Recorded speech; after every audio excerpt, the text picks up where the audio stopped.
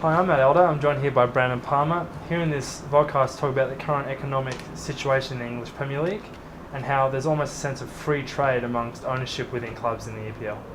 During, we're going to look at Rupert Murdoch's failed bid to buy Manchester United in 1998, as well as the current American establishment that runs Manchester United. And finally, looking at whether free trade should be allowed in the Premier League or whether economic regulation is needed. In 1999, Rupert Murdoch's News Corporation attempted to purchase the Manchester United Football Club. However, this move was thwarted for one main reason, that it would be anti-competitive, having an adverse effect on the wider football industry. Murdoch was expected to win approval for his purchase of soccer powerhouse Manchester United. In England, Sky B, 40% owned by News Corp, has the exclusive rights to games of the top 20 soccer teams, known as the Premier League. Critics contend that by also buying the country's top soccer squad, Murdoch will secure a monopolistic grip on the game. This will give them leverage in the sense that owning Manchester United will give them a bargaining chip when it comes to negotiating new TV deals. The link-up with United and Sky B would encourage other football clubs to sell their rights in future to Sky B, since it is the dominant broadcaster in pay TV and thus would have access to large sources of revenue. Even just acquiring the rights to broadcast the matches of the next two or three clubs placed after Manchester United would be made easier due to the fact that Manchester United commands the largest amount of support in the football watching population. This process would affect the following possible relevant markets: the market for watching Manchester United football, the market for watching top quality Premier League football, and the market for watching Premier League football as a whole. It was said in a news report by The Independent in the UK that Stephen Byers, the Trade and Industry Secretary, halted the £623 million takeover bid after the report by the Monopolies and Mergers Commission appeared to rule out the possibility of any broadcast being allowed to own a football club.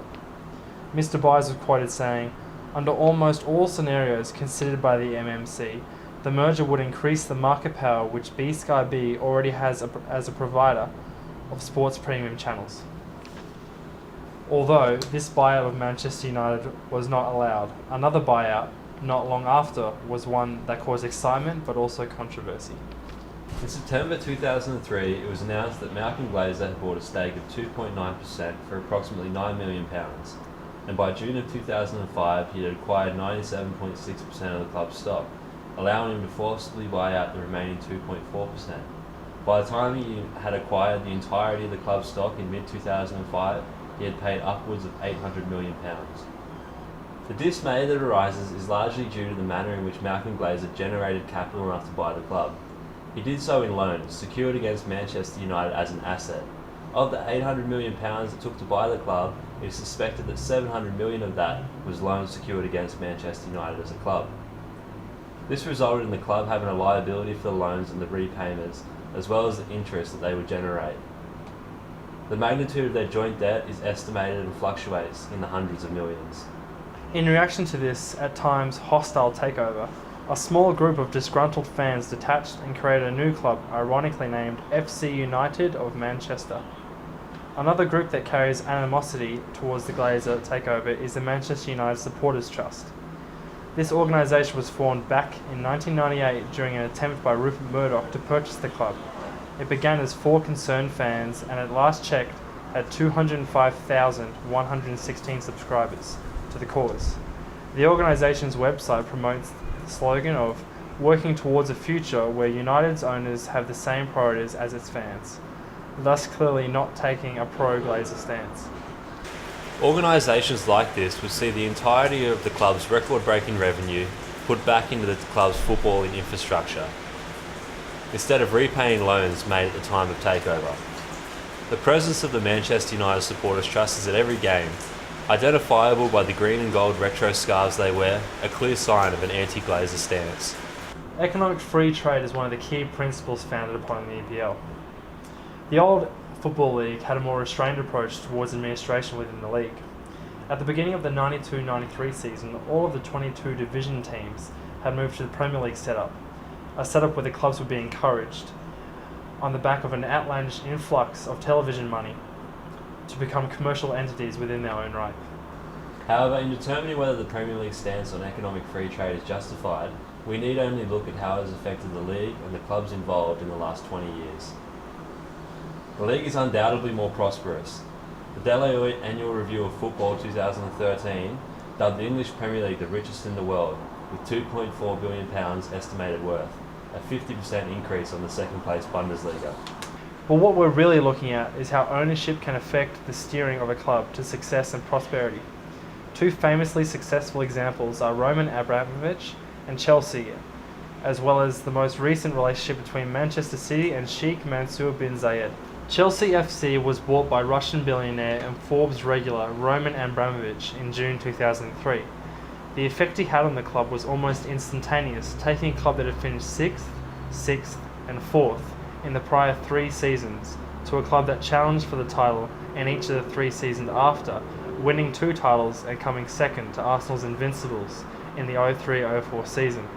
This is largely due to a cash influx that saw Chelsea spend a remarkable £223 million in Abramovich's first 2 seasons in charge. Over a decade later, and it is estimated that approximately £713 million have been spent on players alone, whilst Abramovich has been in charge. Manchester City have never been big spenders. That was until August of 2008, when Sheikh Mansour bin Zayed bought the club. Thereafter, like with Chelsea, we see a massive influx of cash and the acquisition of world-class players. This would continue until their first league title win 4 seasons later, with a residual bill of almost £500 million. This eagerness in the transfer market has led them to not finishing out of the top 3 in the last 4 seasons. Relating that back, Manchester United have won 5 of the 9 seasons since they were bought by the Glazer family. However, in their case, they did win 5 of the 9 seasons that came beforehand. All of these examples shine a very flattering light on the concept of free trade. However, there is another side to the debate: regulation. The effects of economic regulation are not that prevalent within English football and the FA.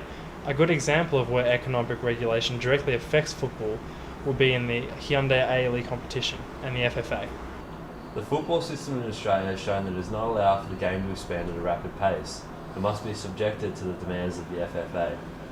The current stance on football in Australia is that the FFA owns the league and runs the league, the clubs do not. This is opposite to how English football is run, where the clubs own the Premier League and the FA simply are the administrative body. The main regulation in ownership in the A-League is currently the temporary licence. Potential investors could have invested millions into their clubs, yet due to the fact that they use temporary licences, towards the expiration of said licences, the FFA have the potential to take away those licences from the owners. As a result, this process reduces investment in the clubs and therefore the A-League is severely affected. Unlike almost every major league around the world, especially the English Premier League, the owners have no stake in the game itself or the A-League other than the temporary licences.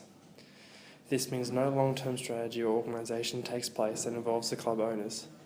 Club owners should own the club and collectively own the league, just as the Premier League clubs do in England. This system of economic regulation could not work in the Premier League. The reason for its creation was for the fast expansion of football in the UK, and it has succeeded in doing so. The FFA in Australia almost strangles all opportunities for wealthy investors to invest in clubs and in turn invest in the growing of the game.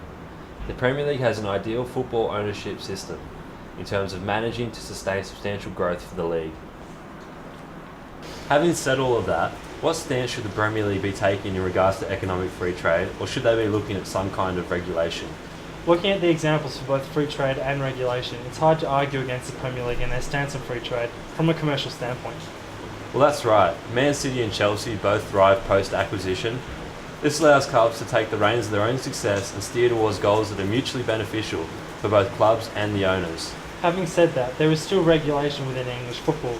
We can deduct that from the Rupert Murdoch case, but not so much that hinders growth for clubs and the Premier League.